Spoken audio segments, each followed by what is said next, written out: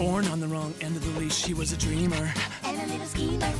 A nutty mutt living a dog's life. But when he'd hear the bell for school, one day he says, I'll take a chance. Trade his age for a pair of pants. In a glance, school becomes his favorite pastime. I have buried a bone for the last time. I wanna be a boy. He's so over just being Rover. I gotta be a boy. Teacher's pet's gonna be a boy. Turns out he's a regular Einstein, and Leonard is treading a fine line. Why can't I be a normal kid like any other? Now, Doodlebug, listen to Mother. I wanna be a boy.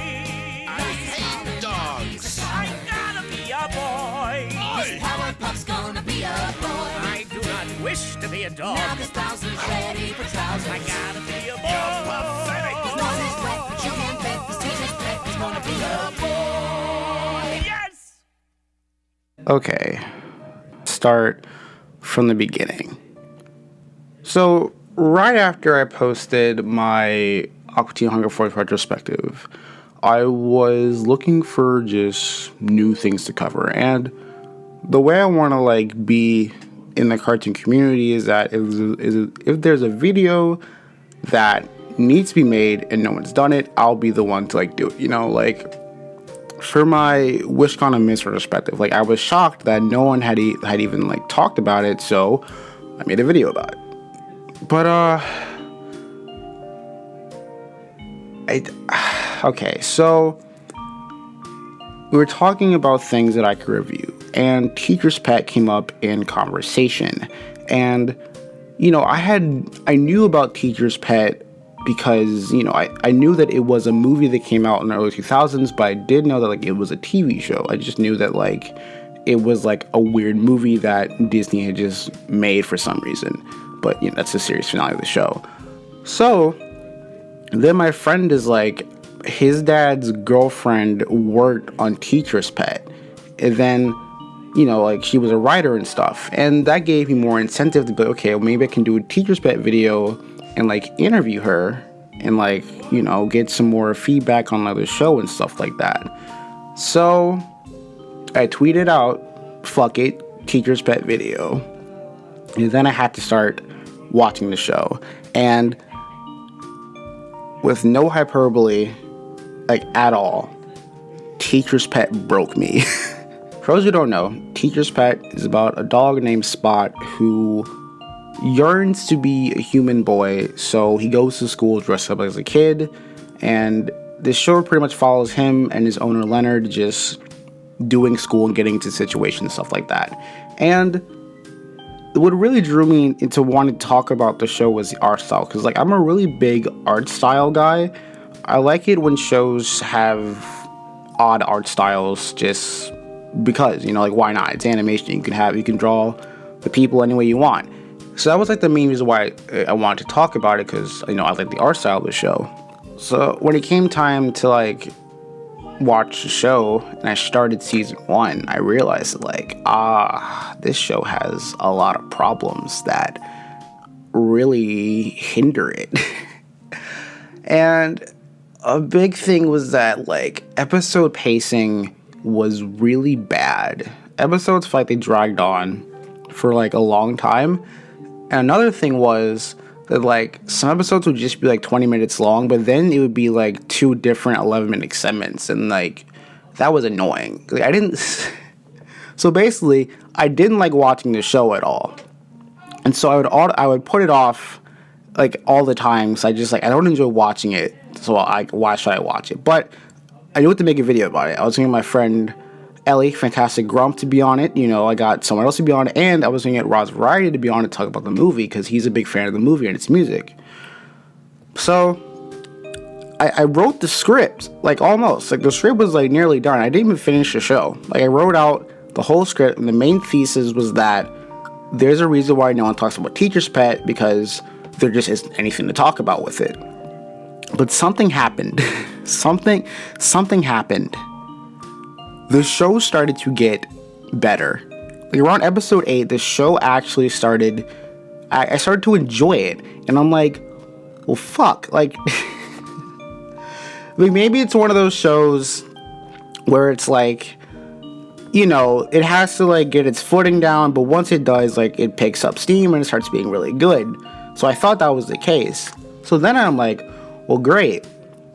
Now I have to like rewrite the entire script because the script I was writing was fairly negative. You know, I didn't have anything good to say about like the storytelling and stuff. But now like the stories are kind of funny and I'm laughing at it for once. It's like, oh shit, now I have to like rewrite the script and stuff. But dude, I can't do it. Like, I can't watch Teacher's Pet. I can't. I don't want to watch Teacher's Pet. It's a really big thing where it's like, I'm not having fun watching it. And like, I can't force myself to do it for the video's sake. Because if I force myself to like watch it and find enjoyment in it, I'm not going to make a good video out of it, I feel. You know? And in between wanting to do a Teacher's Pet video, I was making a bunch of other videos. So I found my style with like the Sonic for Hire video, you know. I found like a style that I can like work with and like make it to my own. Because, you know, the Aqua Teen Hunger Force video, I've never done a video like that since, because I did it like that because the main thing was I thought the show was good all the way through, and it wasn't, in my opinion. So I structured the video in a which where I talk about each season and say like what works for me, what worked for me, what didn't work for me. You know, it's more or less like a guide to like watching Aqua Teen Hunger Force, like what episodes to be on the look for, which seasons are great, all that kind of stuff. But since then, I've found a style in which I like making the videos, and you know, I developed a taste of what I want my video essays to be about, you know? And Teacher's Pet just doesn't fit in that mold anymore, you know? Because I thought the Teacher's Pet was going to be a big video, much like the Aqua Teen Hunger Force video was, but in doing more videos, I don't have the drive to talk about it anymore. And when I thought about it some more, like a couple of days ago, I'm like, what would I even say about it? Like, yeah, I can say like, oh, it's like a underrated gem, or like I could say it's bad, but it's like I don't have like an interesting thing to say about it. And I structure my videos in a way where it's like I want a thesis for every video, you know? The Sonic for Hire video, I talk about how the characters work with each other and how like I relate to it.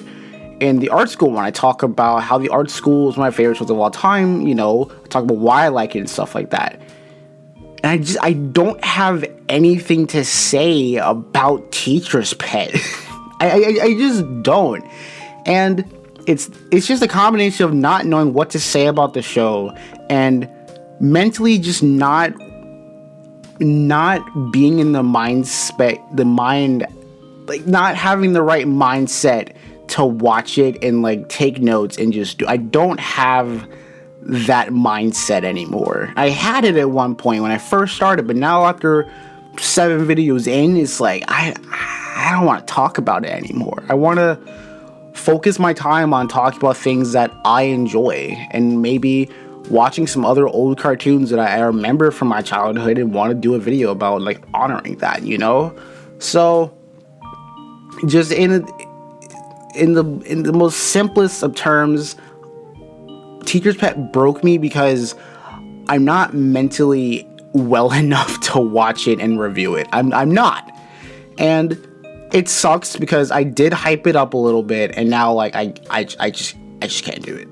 I really can't do it. And a funny thing was like I feel bad for Grump because like they were watching it and they did not like watching it at all. Like they did not like the show at all.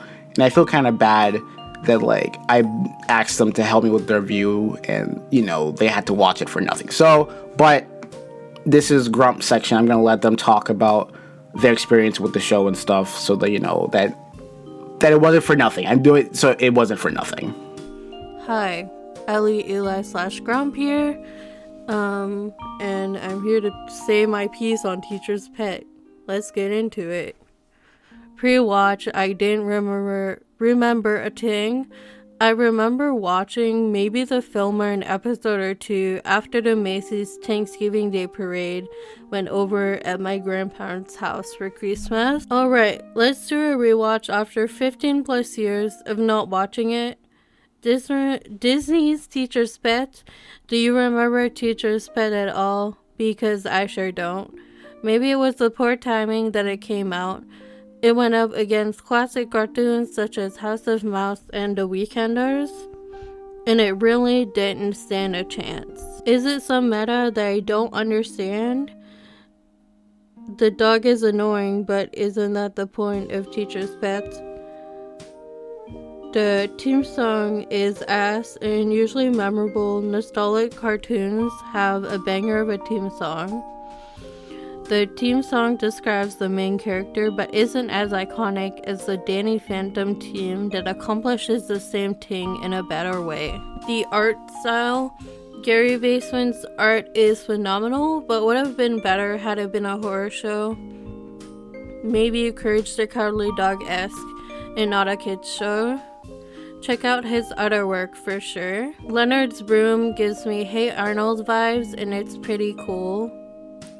Fully agree that the pacing is trash. I hate the instances of early 2000s gross out humor. Whoever wrote in the character Ian has a special place in hell. The art style is very Doug, with the skin tones coming in a variety of greens, yellows, blues, and others. Around episode 10, it starts to get into its charm. The holiday episode makes a point to highlight so many holidays, not just Christmas, which is a plus. Mary Lou Halperman is on the cartoon MILF list. Call me Teacher's Pet because bark bark, woof woof. Respectfully, of course.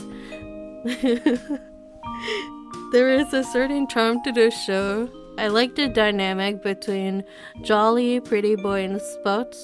The most unrealistic thing about Teacher's Pet, other than dog is human now, is that the teacher would have snatched his stupid beanie right off his head. Now, the Teacher's Pet movie is sick and twisted.